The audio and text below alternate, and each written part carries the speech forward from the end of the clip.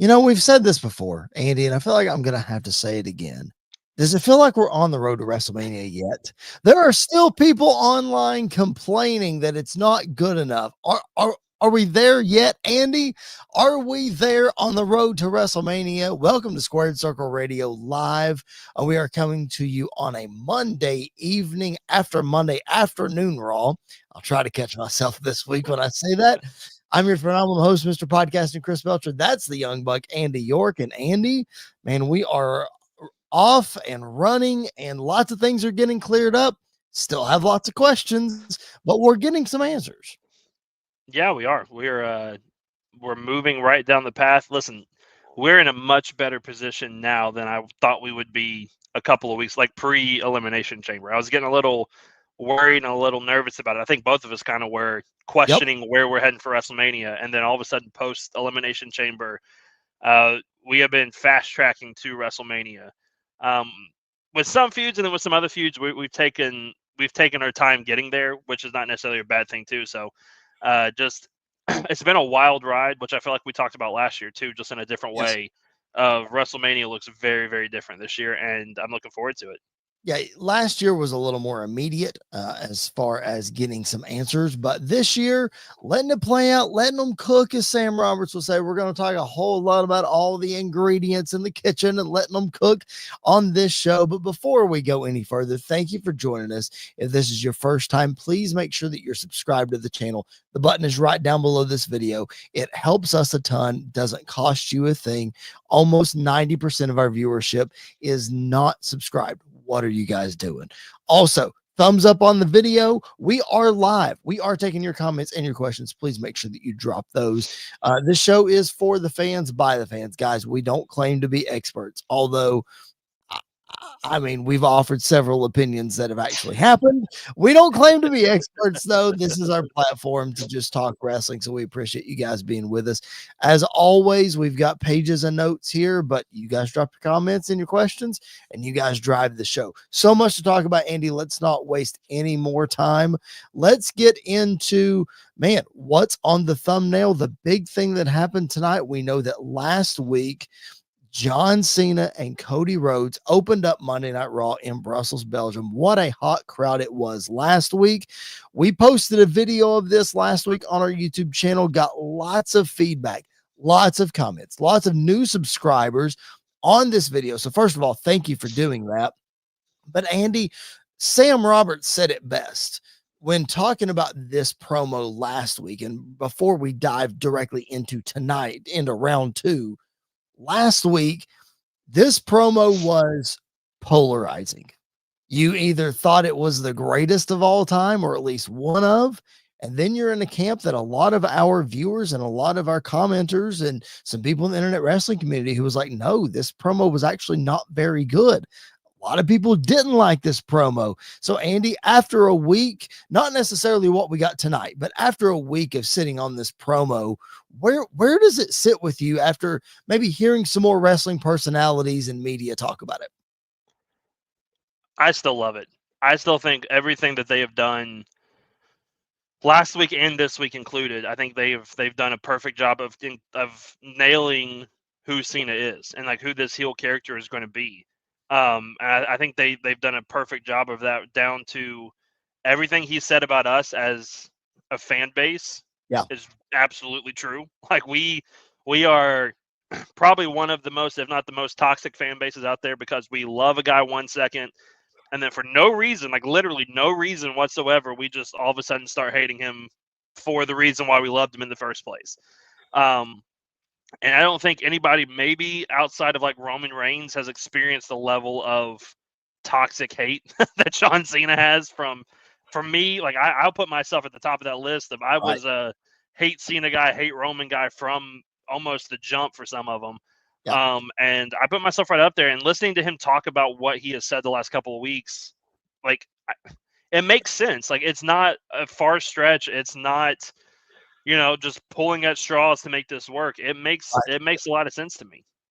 Yeah, I know, me too. I'm with you. Like I bought this thing hook, line, and sinker.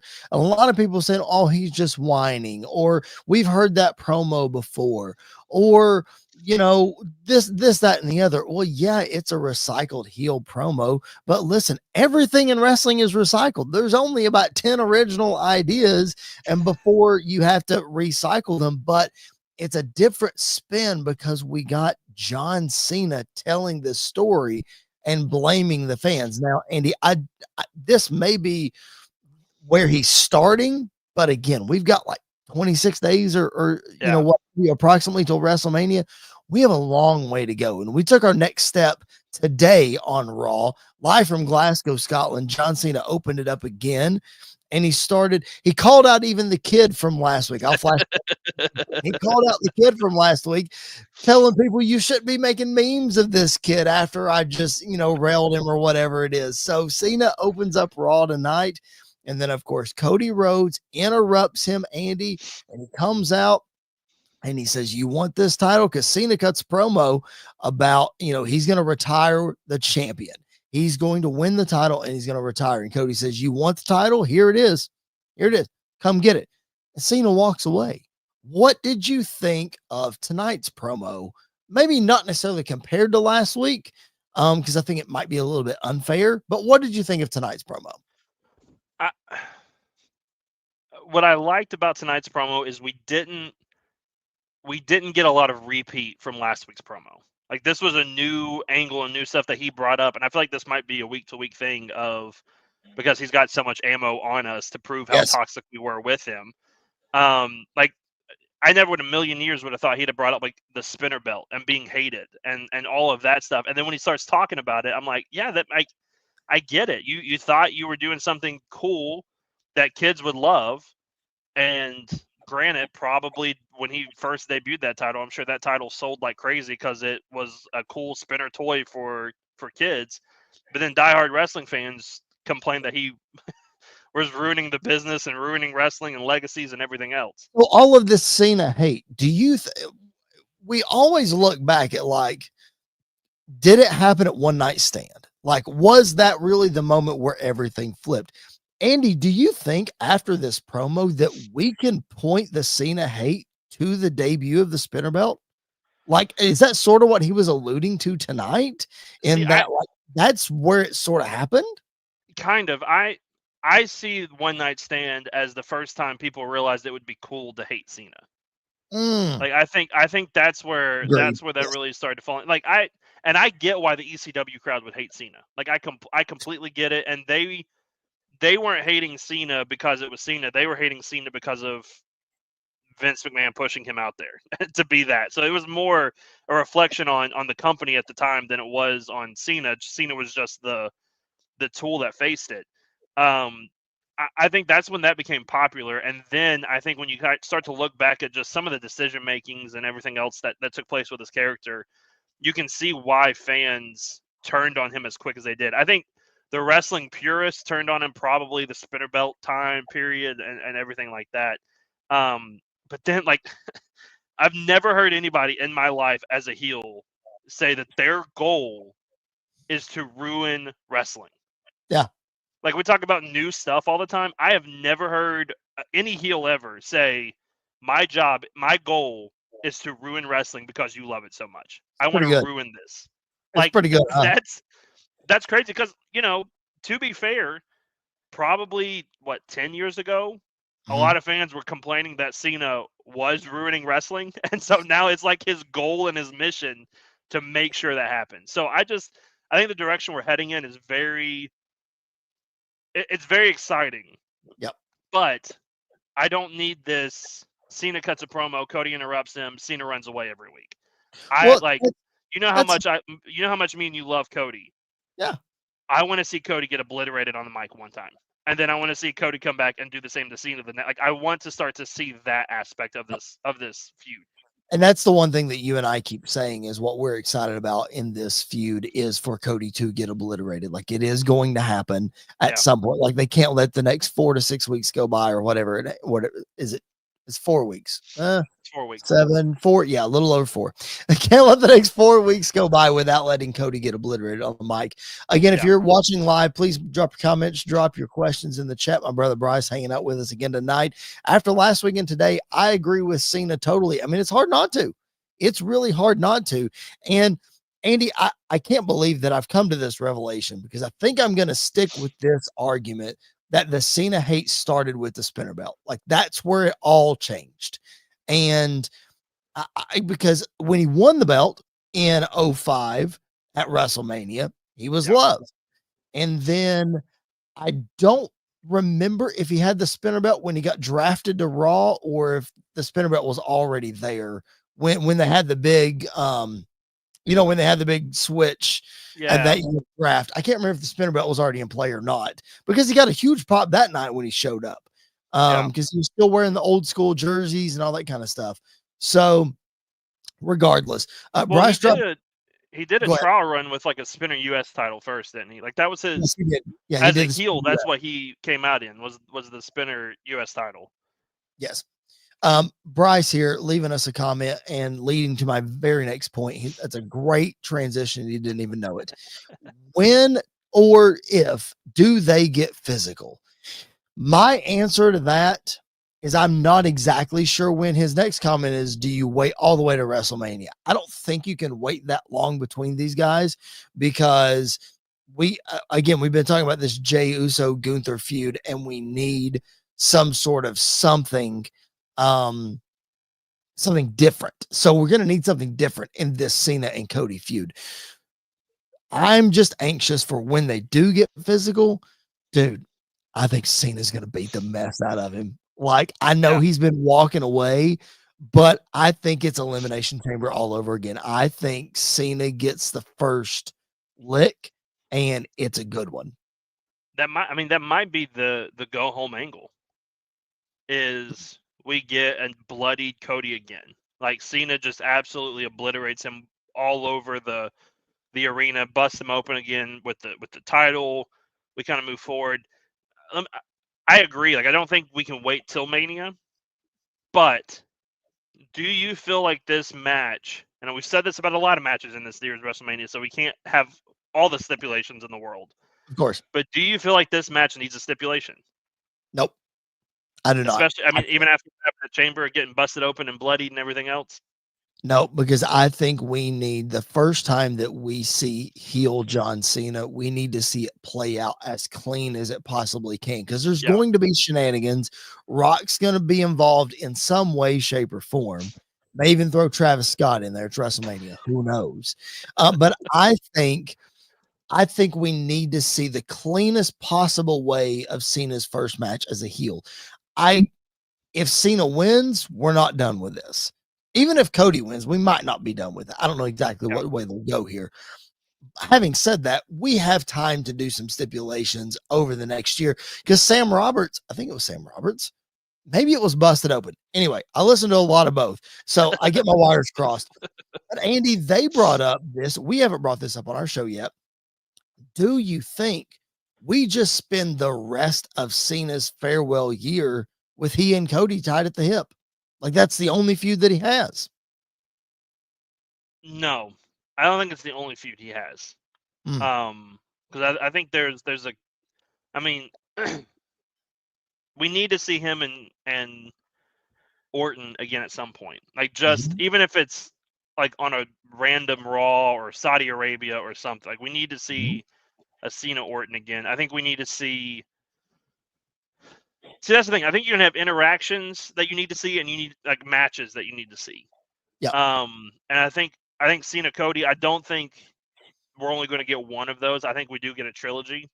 I think the trilogy kind of maybe spaced throughout the year. Of maybe first one's at WrestleMania, the second one's at SummerSlam, and then the third one is Cena's last match at Survivor Series or whenever that is. And so I think that could happen, and then we could fill in Cena in a couple other places. Like maybe he doesn't win the title at WrestleMania, and so in order to get another chance, Rock puts him in, because this would be interesting. Rock puts him in the Money in the Bank ladder match, and Cena wins Money in the Bank, and now has the opportunity to cash in. I mean, what a way to ruin wrestling by winning your 17th world title by cashing in Money in the Bank on a bloodied, beaten Cody after a match at some point. Like I think there's a lot of opportunities, but I do think I agree with the sentiment that Cena's last big feud is Cody. Like this feud is going to be sprinkled throughout the entire year. I just Yep. think we get other matches as well. Yeah, I agree. As we get ready to wrap up this conversation, Brad in the chat, where's Jared? He's listening from Tokyo, Japan today. Well, thank you for listening to us all the way across the world. We appreciate you upping those demographic numbers. um, uh, I just, I don't want to spend too much time, Andy, talking about Cena and Cody because this is going to be the main story that we talk about over the next 4 weeks. So lots of juice there left from this story. So we want to leave that to talk about. Lots of speculation. Again, we can go back and forth. But having said that, it has been confirmed that next week in London, they will be face to face one more time. I think that is the last Raw of this European tour. I think so. I don't know. I don't know if SmackDown, not this coming Friday, obviously, but the following Friday is back in the States. I'm not sure. But that may be the last Raw of this European tour because we're getting close to WrestleMania. But we got lots of time to talk about Cena and Cody. Lots of stuff we can still dive into. So we appreciate you guys being with us. Let's dive into a couple other things from Monday Night Raw tonight because there were still some big headlines, including this match that is made for Monday Night Raw next week. Bianca Belair, the special guest referee for the Women's World Championship, Io Sky versus Rhea Ripley. Rhea finally getting her rematch that Adam Pearce says apparently they've been working on for forever, although it's only been like 3 3 weeks, but weeks. whatever. um, I will tell you, when he was cutting that promo tonight, I was like, you're stretching this quite a bit, man. Like, just don't oversell it. It's fine. But anyway, Rhea signed the contract last week. Pierce says it's invalid. We're getting this rematch. We get the same sort of beatdown ish tonight with Bianca holding the title high at the end. What do you think about this? I'm not quite sure. I mean, I'm getting more acclimated to the triple threat, but it's sort of like the triple threat on the other show that we'll talk about. I'm a little leery about this one. Yeah, I thought this would have ended before they announced like the special guest referee and everything. I thought this would have ended in the DQ, like Bianca gets involved again, kind of breaks it up, beats him, gets involved, whatever, and then that's how we kind of Pierce gets annoyed and says, "You know what? I've had enough of this triple threat at WrestleMania." Um, I don't know. Do you put the title back on Rhea? I'm But wondering that, but then you're hot changing it, and that's not something Triple H really does. yeah, unless you have the reason why Rhea won is because Bianca accidentally cost Io, and then Rhea takes out Bianca, and then a ref comes in, another ref comes in, counts the 1, 2, 3, and we go from there. But I honestly I don't know how this one ends. Like I don't know what's going to happen Monday. I could see Rhea winning. I could see Io retaining. I could I have an see idea. where I have an idea. What if you Bianca did does something to take him out. What if you did this? What if Rhea got so upset at Bianca, which is clearly not hard, and she attacks her in the middle of the match, just lays her out. Okay. And then she gets the pin 1, 2, 3. Another referee comes in 1, 2, 3. Rhea gets the pin. Rhea's holding the title high. Pierce comes out and he says, no, that was not the original referee. Rhea is disqualified. She doesn't win the title. We get some sort of weird dusty finish Right. that leads to a triple threat ladder match at WrestleMania for the championship. I'm fine with that because it means Io's doing a moonsault off a ladder. So I'm That is true. I'm totally good with that. Yeah, I think that's we need something to freshen this one up to make it not just a triple Yes. threat. Like I think the other triple threat is just going to be a flat out triple threat that's going to be crazy and all over the place too. But I agree. I think this needs something like that to add to it. So I like it. I like a ladder match idea. I think there's just something really unique and special about a ladder match at WrestleMania. Like no matter Yes. who's in it, no matter what title it's for, obviously for nostalgia reasons, like the IC title and a ladder match at WrestleMania, just I don't think Yep. it's ever had like missed. I think it's always had like really good matches or decent matches. You put these three ladies in a ring, put a ladder in between them, and you're going to get something really really good. So I'm all for it. Yeah, I definitely think so too. Let's go one more thing for Monday Night Raw tonight. The reunion of the Usos. We speculated, Andy, you missed the mark last week on your Joe Hendry prediction. I'm not going to fault you for it It was because right I there. bought it. It was right there. It's his It was. hometown. Bring him in. It was. I mean, you kind of figured it was Jimmy, right? Because I think I even said last week or week before last, like, when's Jimmy going to get involved in this feud? Well, we saw him get involved in a major way tonight, giving a pep talk to his brother, which I'll get to that in a second. And then just slapping the absolute mess out of Gunther, Yeah, man. he Oh did. my gosh. Yeah, he did.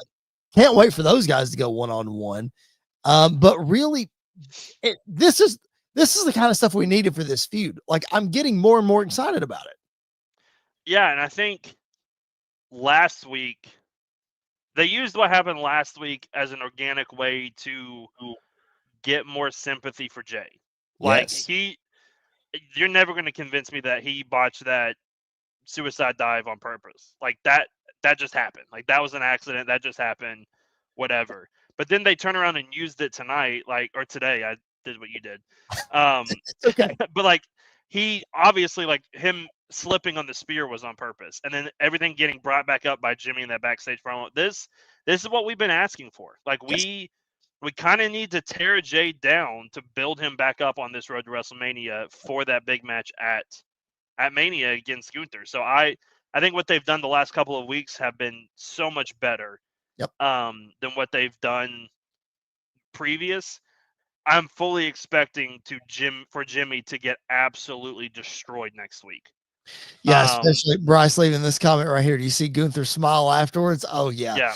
He's excited Yeah, for next week too. And I think that's gonna be the thing that causes the switch for Jay. Yes. Is watching Jimmy just get absolutely destroyed by Gunther.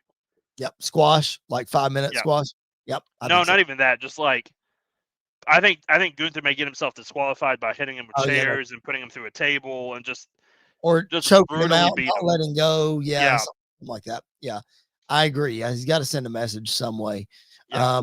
Because you thought like Sami Zayn would get involved here and because of the connection with Gunther and obviously that kind of stuff. But Jimmy is perfect. I just wonder, man, what you're going to do with Jimmy at WrestleMania. I assume he'll be on the card. But obviously you don't want to kill any kind of momentum that he might have on the other show. He did recently pick up a win over Drew McIntyre. He was involved in the tag match that got the win this past week. I will say though, I want to go back and watch the dive from last week that he missed and just see if it looks like he did it on purpose. Because I'm with you. I don't think he did it on purpose either. But part of me thinks that he could have, or part of me thinks he screwed it up and Jimmy did the dive at the very beginning of SmackDown just to be like, hey, I got it, buddy. That's how you do it. Missed it, but I got it. But I think you're spot on, man. Them using it to their advantage tonight told a really good story. Jimmy giving him the pep talk, be like, no. This guy cannot beat Gunther. You're exactly right. I need Jey Uso. So yeah, the continued beatdowns, Andy, did not give him any sympathy, or at least the sympathy they wanted. So let's try this. Yeah, I completely agree, and I don't think Jimmy's going to have a match at WrestleMania. I think Jimmy's role is going to be in Jay's corner for this match. Like I think he's going to be the and then guy turn in on him Jay's. for the third time. No, I don't think we're getting a turn. But I think he's going to be the guy in Jay's corner to like build him up to keep that going, to keep that momentum going. Because let's be real honest, if Jay wins the world title at WrestleMania, there's no way that we're not going to have an in-ring celebration with Jimmy. Like Jimmy's going to be in that ring hugging and celebrating too. So like absolutely him being in the corner makes all the sense in the world.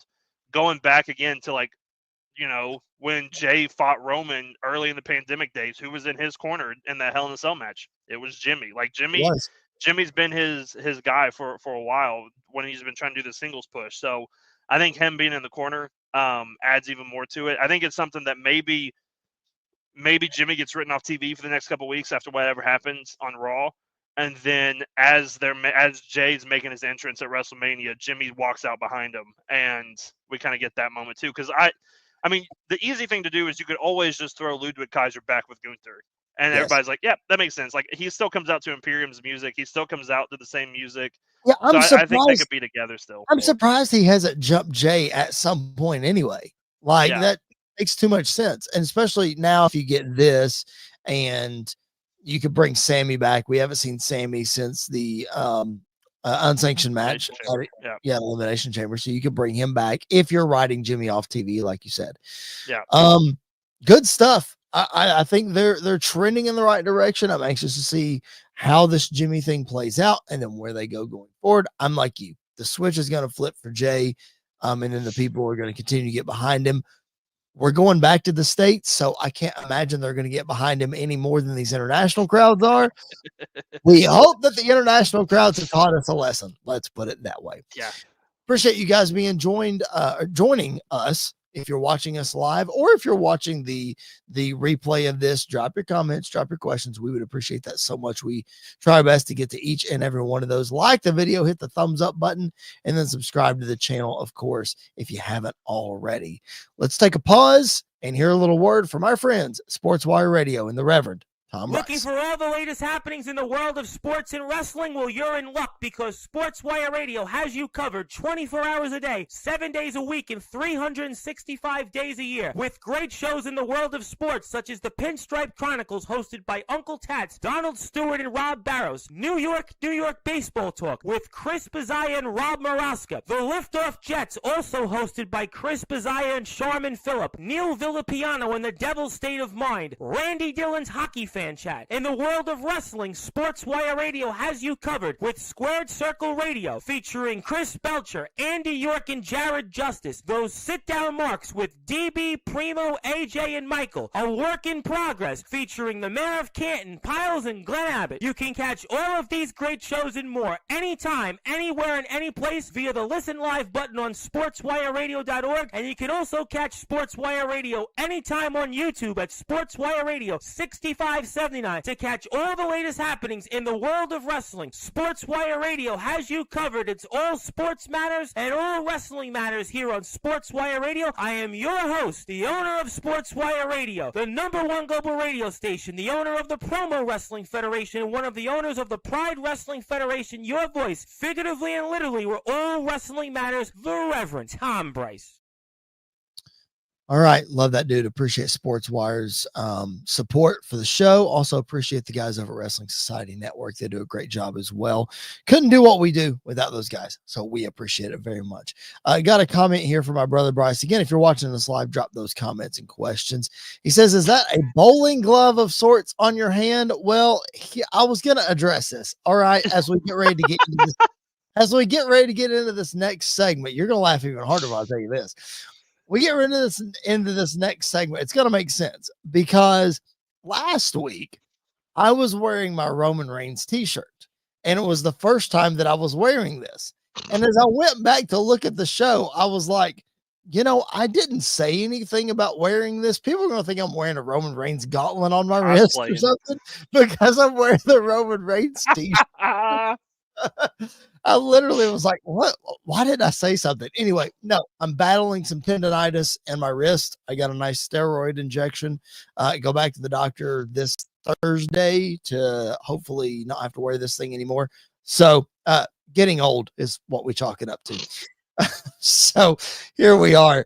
But no, just trying to keep this thing on as much as possible. It is very annoying. As you guys know, I'm sure Andy notices this because he sees me do it every week, but people that regularly watch the show notice I love to have a pen in my right hand when I'm doing this show. And now you notice it's in my left hand. I don't write left-handed, but it's just, I can't. It's really annoying. All right. Let's continue with the match that was made official finally for WrestleMania. The speculation is over. Roman Reigns, Seth Rollins, and CM Punk, the triple threat match that we all thought we didn't want. But Andy, I have to say, after what happened this Friday on SmackDown, the promo between these guys and the brawl that ensued, I'm here for it, man. And they still got 4 weeks to cook even more. What are your thoughts? Yeah, I think my thing has always been, I know the match itself is going to be amazing. Like it's gonna be hard for anything else on the card to beat that match. I think. Like I think Agreed. it's gonna be that caliber of a match. But you get your heart set on some other matches that potentially could happen. I mean, we were teased with the idea of a possible Rock Roman situation this year finally, and then Seth versus CM Punk inside Hell in the Cell, which we have to have that at some point. Like that has to be a match that happens at some point. But then you give these guys a live mic and you let them go out there and say what they want to say, and you just buy back in again. Like they make it so easy to buy in. Even what Punk said tonight, like him calling back and saying he still works with children. A lot of people may not get that pop, but I sure pop for it. Like I lost it when he said that.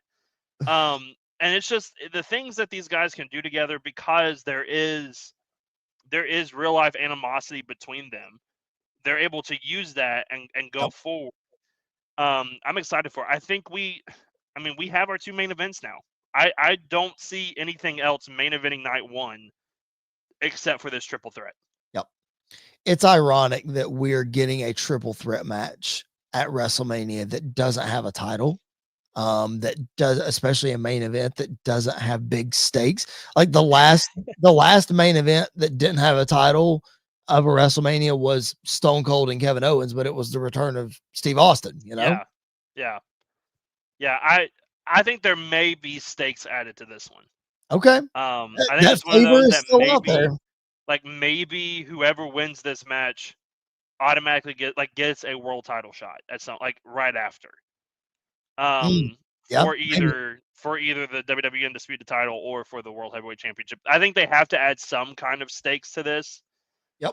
Other than the stakes being just pure hatred for each other, which is fine by me. I think we're gonna get some crazy stuff. But I think this match is going to be one that we talk about for a while. Yep. This triple threat, at least. Bryce, I see your question. I'm going to get to that at the end of this segment. I promise. Just hold tight. Because I agree. We're going to make that. We're going to do that, but give me just a second.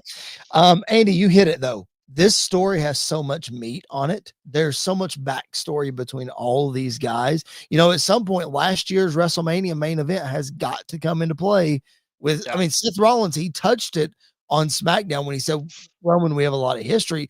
Have a lot of history. You ended his 1,300-day streak of being world champion by yourself. Yeah. His hatred for you cost him that championship. That has to come back up. And then this Rollins Punk little brother kind of stuff. And then the favor. And then Punk saying, well, you had to have my help at War Games and blah, blah, blah, all these kind of things. So and then don't even get me started on the role that Paul Heyman's going to play in this, because there's so much there. I'm going to plant this one little nugget, Andy. I don't want to dive too much into the Paul Heyman speculation because, like I said about Cody and Cena, still got 4 weeks to talk about this. This story is we're going to peel back the onion. But Andy, I don't know if you noticed this or not. Before the commercial break, Paul Heyman gets out of the van and he says to whoever's in the van, stay put. Or however he says it. We never saw who was in the van, Andy. We assume it was Roman Reigns, but we didn't see it. That is huge to me. Yeah, it is. Like I kind of brought it up, I think last week or a couple weeks ago. Like, it's not out of the possibility or the realm of possibility that Heyman doesn't walk away with any of them. Like, I think he could leave with Seth. I think there's a world where Paul Heyman and Seth Rollins align themselves together. Yep. And go forward. So I agree. I think Paul Heyman is going to be the most intriguing part of this entire feud. Yep. And seeing where we end up at WrestleMania, I think that could absolutely play a massive role in it. So, I've enjoyed every aspect of this feud so far. Even tonight, like Punk's promo today. Yep. Where, he even said, like, you wouldn't be here if it wasn't for me. Yep. I brought in the Shield. Like, I brought you two to the dance. Yep. So all your success is because of me. So, like, nothing you have is because of you. It's all because of me. So it's so interesting to see all this. Bryce says Punk said he hand-delivered him, which was fantastic. Listen, I think that Punk saying that, and then the favor that Punk keeps dangling that we all know is there.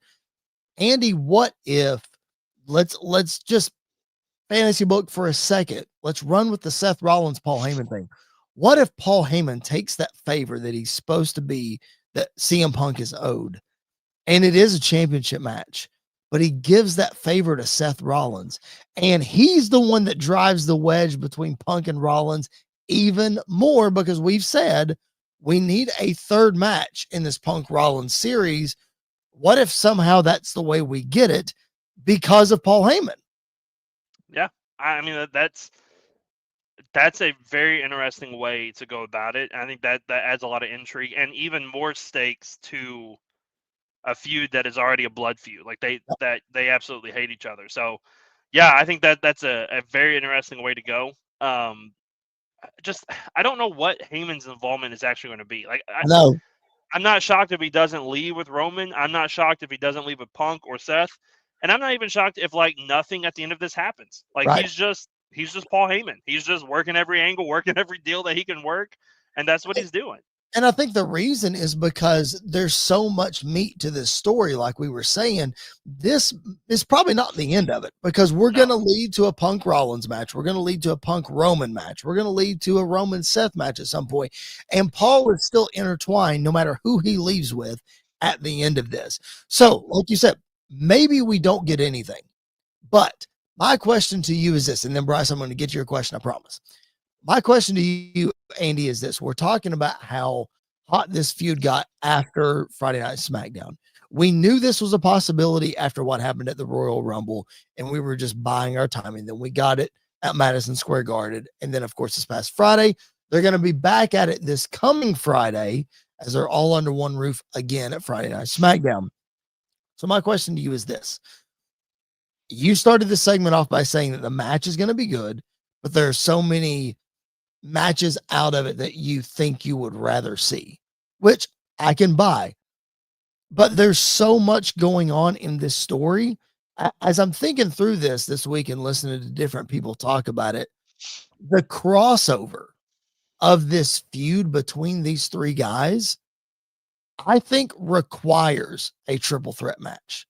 Like the stories on their own are really good, but because of the crossover, especially with Punk bringing in the Shield, Andy, I think it requires a triple threat match. Like, do you see it that way? Or are you starting to see it that way? Or what are your thoughts there on just, I know that you said that we don't have to have a triple threat, but I think we do.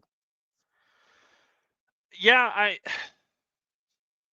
I mean the triple threat makes sense. It makes all the sense in the world. It's not like it's an out there thing to have happen. But I think you could get to this triple threat the same way you could get to a triple threat between Cody, Cena, and Roman at WrestleMania too. Like I think that those three guys are kind of linked together all because of The Rock and the world title, and everything that they're pushing forward too. So I think this triple threat needed to happen at some point. I agree. I think we could have built to it maybe to like SummerSlam or a little further down the line. But, and it's weird to say this, if you don't have this triple threat, what does Roman do? Yeah. So like this is the only spot I see Roman in at WrestleMania, which is wild to say that after he literally only lost his title at WrestleMania last year. So it's crazy to look at that and see like, oh, if Roman's not in this triple threat, I don't think he's necessarily on the card anywhere. Yeah. And so now looking at it, like, yeah, this triple threat has to happen, and it makes sense why it has to happen. Yeah, I think Jared said that 2 weeks ago on the show, or I know we all sort of chipped in and had that discussion. It's like, where else does Roman fit on the card? You know, because you don't want to rush a Jacob Fatu match. The solo match is done. Drew McIntyre seems like he's tied up with Damian Priest. That would have been a logical choice, but it seems like the Bloodline Hunter is just far and away. We've gotten rid of that. Maybe we might bring it back. We'll see. All right, Bryce, here's your question. If you have to choose right now, who wins? Oh my goodness. Sam Roberts was talking about this on his podcast, and he said he could see a scenario where all three of them win. You and I have speculated Seth needs this win so stinking bad. it's Punk's first WrestleMania. You don't think, especially first WrestleMania main event, if we're putting it in that slot, you don't think he needs that win to push him to the world title picture? And Roman Reigns, I mean, it's his first WrestleMania not being champion in 5 years. You don't think he needs a win? He's still the big player here. I'm throwing to you first because I haven't decided yet. You have to pick who wins this match. If I have to pick right now, based off of everything I've seen and every momentum moving forward, Rollins has one up on. Well, no, technically Punk does too, because he eliminated both of them from the Rumble. So they're all like on equal playing ground right now. Yes. If we're talking about it being the main event of night one and this triple threat, this is not just Punk's first WrestleMania main event. This is his first WrestleMania since WrestleMania 29. Yes. So, because he was injured last year, this is his first WrestleMania back. I think Punk has to get the win. I think Punk wins. I think he pins probably Seth Rollins. And then that could build more animosity down the line and everything else. But if I had to pick right now, I'm probably going to lean CM Punk. I reserve the right, and I'm going to allow you to do the same, to change our picks over the next 4 weeks, and especially on our prediction show that is coming WrestleMania week. We reserve the right to change this pick, but as Bryce says, we have to pick right now. Man, I really like the pot stirrer here. I really like Seth Rollins, and I'll tell you why. It's coming down to a point where Seth Rollins is the guy that's just putting people over, and everybody's getting a win over Seth Rollins. So if you want to make the statement of Seth Rollins is still the top guy on Raw, whether he actually is or not, it doesn't matter. If he is still a main event player, first world heavyweight champion in this new iteration, still could go after the title and win it at any point in time. Want to get him over as a heel. Maybe Heyman goes with him. You talk about a dude that'll run his mouth because he beat both of these guys and just get under their skin. I really like Seth Rollins standing tall at the end. I mean, who was the MVP of WrestleMania last year? Seth Rollins. So better yet, have him standing tall at the end of the night one main event. I like Seth Rollins here, but again, I reserve the right to change my pick. Well, I'll say this. Right now, I think I'm closer to a Punk win or a Rollins win than I am a Roman win. Like, I think Roman's my last pick right now to win this match. And part of that is because I think whoever wins, like, I think Punk is either pinning Seth or Seth is pinning Punk. Sure. Whoever wins at WrestleMania is losing the feud. Like, I think that is a great way of, they got their big moment, they got their WrestleMania main event win, but they're going to lose the feud in the end. And so I think that could be a factor into all this. But again, my mind will probably change after the contract signing on Friday. Like, I have no idea what to expect. Well, Andy, you know that. Oh, by the way, Bryce chimes in. Roman's his pick right now. I mean, it's hard. It's honestly, it's hard to go against any of these guys. Yeah. You know how contract signings go, Andy. Like, you know what's going to happen to that. It's the most civil thing in the world. Nothing ever happens. Nothing ever happens. All right, let's get to a couple more things from Friday Night SmackDown, and then we got a fun thing to talk about with WrestleMania. Drew McIntyre and Damian Priest. This rivalry is heating up. As over the last couple of weeks, Drew McIntyre did a video package where he sort of explained why he's going after Damian Priest. Made it make all the sense in the world. Andy, it's not official for WrestleMania. We assume it's going to happen. But how are you feeling about this as they've built it? Honestly, my opinion of this is I get it. I get why they're together. The story makes sense. I feel like they both need a win, and I think they both need to do something different. Yep. At the same time. Yep. I am worried about Damian Priest being on his own. I think he fit better on Raw, honestly, than he does on SmackDown, because there's so many. I mean, you've got Roman, you've got Drew, you've got LA Knight, who's as popular as ever. You've got a lot of big names on SmackDown. It feels like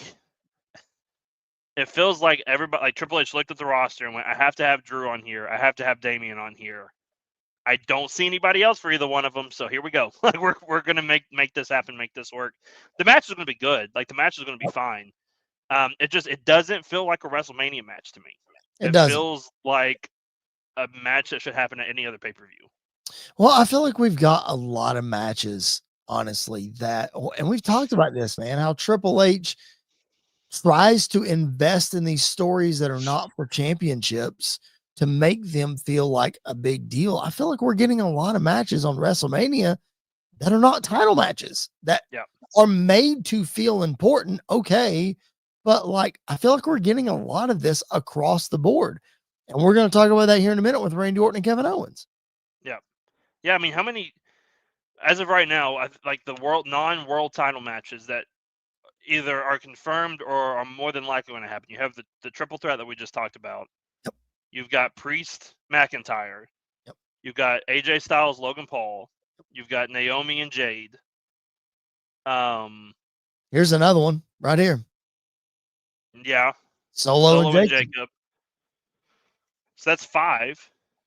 Plus Priest and Drew. Yeah, so that's 6. That's like half the WrestleMania card. It is. Because you're probably only putting 12 matches on WrestleMania. Yeah. And so, both world titles, all 4 world titles are going to be on the show. Yep, that's 10. The IC title is probably going to be in that Fatal 4-Way with Breaker, Penta, Finn, and Dom. Yep. And then the US title might be on the show. Maybe. Yeah. I mean, it's LA Knight. Yeah. Yeah. I would assume so. But where do you put tag titles? There's no tag titles on the show. Do you have a WrestleMania without Liv Morgan, who is a women's tag team champion right now? I don't think we get Liv. I don't think we get Alexa either. Well, no, I'm not worried about it. I don't think we get Alexa either. But Liv Morgan. But that's what I'm saying is I think there's going to be a lot of Sami Zayn not being on the WrestleMania card to me is wild. Oh, Kevin Owens and Randy. That's not for a world title. Right. So I don't know. There's a lot of options. There's a lot of ways, but it's just it's one of the weirdest WrestleMania cards I've seen in a while. But it doesn't take away from how intriguing it all still is. Yeah, and one of the things that is intriguing and something they've been building for quite a while is this Naomi, Jade Cargill. You mentioned it just a few minutes ago. What about? I'm not sure how I feel about Naomi as a heel yet. I think we need some new music. I think we need a new look. Andy, what I'm concerned about, though, and I'm going to let you run with this for a second. Jade Cargill suffering her first loss on SmackDown. I get that it was to Liv Morgan, but I mean, like, do you have a problem with that? What do you think? Yeah, I kind of have a problem with it the same way I had a problem with her losing to Nia via disqualification going into the Queen of the Ring. I don't know. Like, it's weird because obviously, like, Liv Morgan, if you're going to have her lose to anybody, you're probably going to have her lose to Becky, Bianca, Rhea, and probably Liv, maybe even Bayley. But yeah, it's very weird to see her lose on a SmackDown going into WrestleMania for her first like singles WrestleMania match against Naomi. It's a weird look. It's not the best look. I think I always have a problem with wrestlers losing going into a big match, like losing on the road to the show, or even like losing after they win a world title. Because like we saw it with Lyra Valkyria and we saw it with Chelsea Green. As soon as they won their titles, they lost on that SmackDown or they lost on that Raw like the very next week, which is very annoying to me. But I think Jade losing, it adds to the story and it adds more to it and it adds more to the intrigue of her probably going and just trying to tear through Naomi. I don't expect anything less at WrestleMania. And you're right. Like I think Naomi needs something different for her heel gimmick, even though we've all been lectured by John Cena this week about, or the last 2 weeks about, we deserve nothing. Why should anything change? Everybody's just kind of who they are. But I think we do need a different version of Naomi to push this story through, and just to get a more grittier version of her, as something we've seen, like something we've seen from, you know, her attacking Jade, and her going through with all that, and lying to Bianca if she is lying to Bianca, and everything like that. So I agree. I think we need a different version of Naomi, but the version of Jade that we're going to get, I think, is the version that WWE has wanted since she showed up. I think it's the version AEW wanted her to be. She is this powerhouse that I think is instantly, whenever she is done with this Naomi feud, whether Bianca is world champ or not, I think she will be a world champion probably by next WrestleMania, if not winning it at the next WrestleMania. So I think Jade is set for big things. I think she's set for a big future. I think she is set for a world title very, very soon. But I kind of hate it for Naomi too. Like, I think Naomi has been doing some decent stuff since she's returned, and this is her first big opportunity, her first big moment, and I don't think she has a chance. Like, I don't think she has a chance to win it. I don't think she has a chance to win at WrestleMania. I don't think she's going to win the feud. I honestly don't expect more than just one match from this, especially if we get the result that we all are probably anticipating we get, which is Jade just running through Naomi. But again, the intrigue of all this is Bianca a part of it? Is she not? She's been getting more boos than cheers on the European tour, which I think is very interesting, very telling. And I think it's crazy to see, how far we've come from WrestleMania last year, where Jade made her debut, and we have Jade and Bianca just being this powerhouse tag team, to being where we all thought we would kind of be, which is Jade, being the next big thing in the women's division. So I agree. Like, I think her losing on SmackDown doesn't make a whole lot of sense, but I think it's just to set up her absolutely running through Naomi at WrestleMania, like absolutely running through her. Yeah, I think that's another one again that we've talked about that we don't have room for on the WrestleMania card. Maybe, I know you want to push Jade or whatever, but I mean, maybe the reason that she lost on SmackDown is because somebody painted the Liv Elisa, and we had to just pay tribute to Liv and get her a big win. Because I'm telling you, like, we're sitting here talking about people that might get left off the WrestleMania card, and I know that, like, she's a women's tag champ or whatever, and I don't mean to spin this whole Jade thing into Liv, but I think it connects, because the reality is she was the best women's wrestler by far last year, and I just don't see any scenario that she gets left off the WrestleMania card. I just don't. She is the number one female, I don't care who's the champion, on Monday Night Raw. I really think she is. I think there's an argument. Yeah. Of course there is, for Rhea Ripley. Of course. No doubt. Yeah. I think having Rhea and Bianca on there makes that harder, to point to who is like the number one, who is the top. I will say this. I think we are getting Jade and Naomi at WrestleMania, because I don't expect the match to be longer than 5 minutes. Well, that's also very possible. Like, I think Jade just absolutely runs through Naomi. And I think there's a world where the women's tag titles get defended on WrestleMania. So there's how you put Liv and Raquel on the show, is by having them defend against, Piper Niven and Alba Fire. Like, I think that's a great way to get everybody on the show that you need to. Oh yeah, like, is the women's U.S. title going to be defended on WrestleMania? Is the women's IC title going to be defended on WrestleMania? There's so many titles now, and it's weird that we have more non-title matches at WrestleMania than title matches. And there's so many times. It's insane. It's crazy. We're going to talk all about it over the next 4 weeks. I think it's what we decided. 5 weeks, something like that. I have no idea. I can't do math. Sometime in April. It's late, guys. I can't do math. 26 days away. Over the next 26 days, we're going to talk about it. Make sure you keep it locked in right here, Squared Circle Radio. If you haven't subscribed to the channel, please make sure that you do so. We would appreciate it. Speaking of WrestleMania season, Andy and I are going to talk a little nostalgia about WrestleMania as we get ready to close up shop here.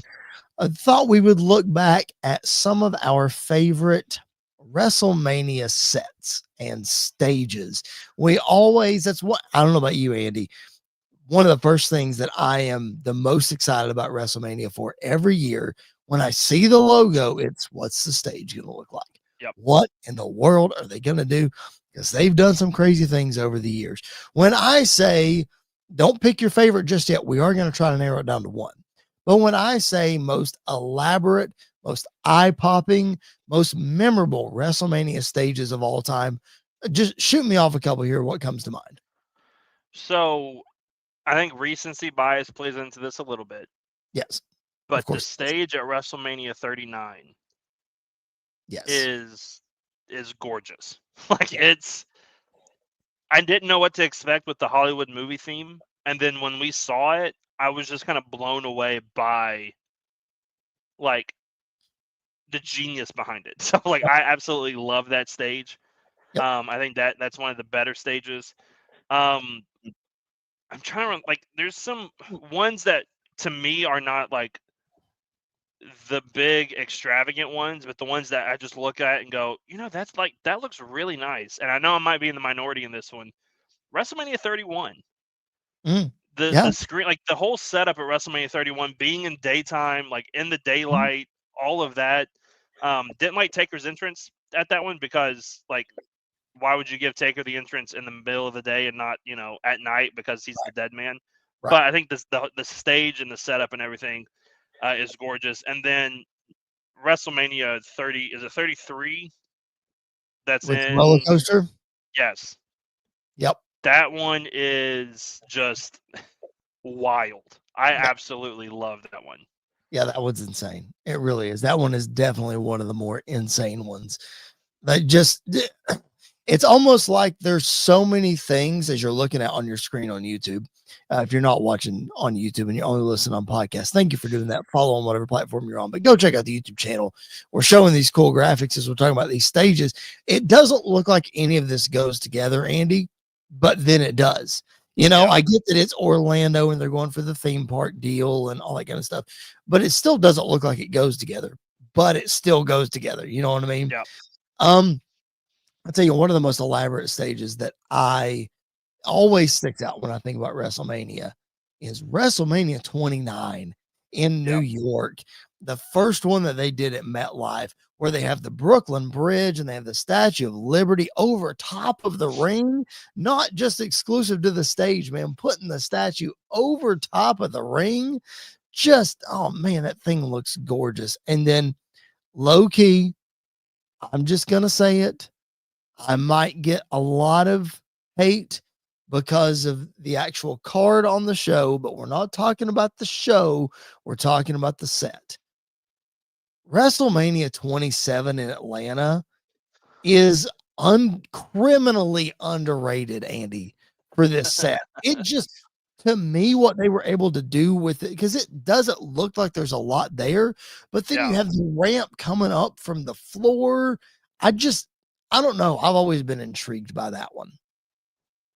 Yeah, that one is one that, like, I see, because that's 27, right? Yes. So that's the first Triple H Undertaker match. Yes. I have when you look at that stage, the first thing I remember or visualize is their entrances. Both those guys' entrances at that show. Because they just looked absolutely amazing. They looked different. There's just something about a good WrestleMania set that it adds to the show.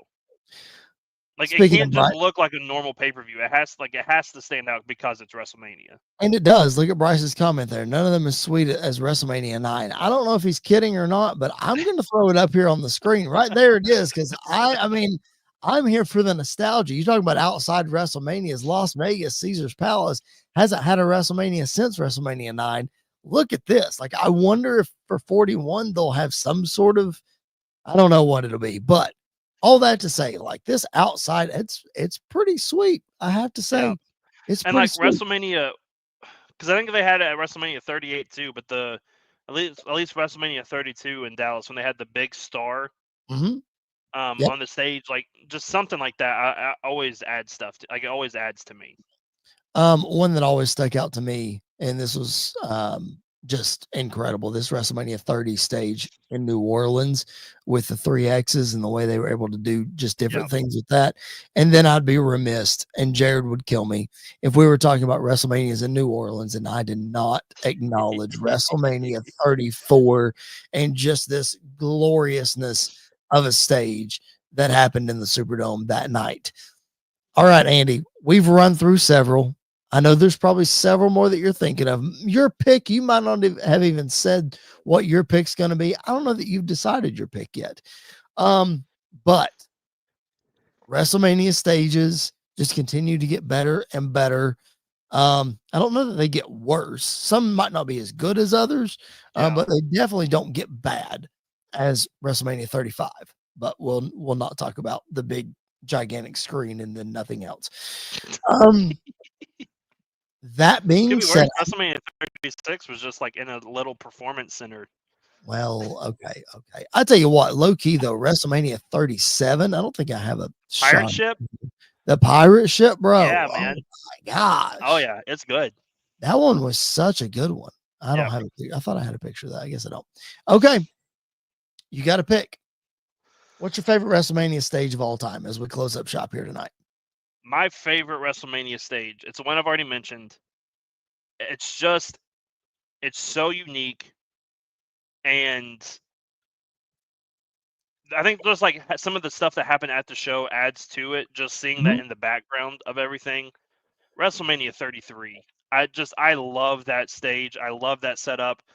When I think about that stage and then I go instantly, I'm back in my chair watching the Hardy Boys return and literally like jumping out of my seat when that music drops because I lost my mind so much. Just it's so unique, it's so different. You can only have a stage like that in Orlando. Yes. You can't have a stage like that anywhere else. I love it. I think it's probably the most unique and it's the best, and it sets itself apart. Like it really does. It does. Yep. I agree. And speaking of set itself apart, I have to pick one that I was at. Like I've been to 4 WrestleManias and I can't just pick a stage for the sake of picking a stage. I have to pick one that I was at. And that being said, WrestleMania 39 takes the cake, brother. It's so good. Like kudos to WrestleMania 34. Like I went back and forth on that because the colors of WrestleMania 34 are just gorgeous. Let's look at the way that pops. But just everything they were able to do with the WrestleMania 39 set with the movie posters and just with, oh my gosh, dude, I think that's the best one of all time. Like I remember walking into that stadium and seeing it and just being like, what in the world is this? Like it was so good. I think that's my favorite of all time. Yeah. It's a good, I mean, like I said, you kind of remember moments from the show, like specifically on that stage area. Roman Reigns' entrance with the orchestra playing him in. You have Cody Vader entrance rising up out of it, which is amazing. Edge's Brood entrance is so good. Like it's so good. It has no reason to be as good as it is, and it's amazing. Even like Cena's entrance. Like I know that match was horrible and it started off the show, but his entrance was awesome. And then of course, you can't talk about entrances of that show without talking about Dominic Mysterio coming out in the van and with the mask and handcuffs. And then Ray coming out in the lowrider. Yeah. It's great. It's a great set.